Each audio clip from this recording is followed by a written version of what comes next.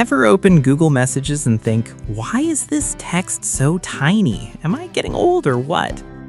If your eyes are struggling every time you read a message, don't worry, you're not alone. The weird thing is, Google Messages doesn't actually have a specific setting to change the font size. But the good news? You can still make it bigger, and I'll show you 2 easy ways to do it. First method, changing the font size inside the chat. This one is perfect if you only want bigger text when reading messages. Just open any chat in Google Messages, then use 2 fingers and pinch or zoom on your screen, just like zooming in on a photo. Zoom in until the text feels comfortable for your eyes. And that's it. Google Messages will automatically apply that font size to all your chats.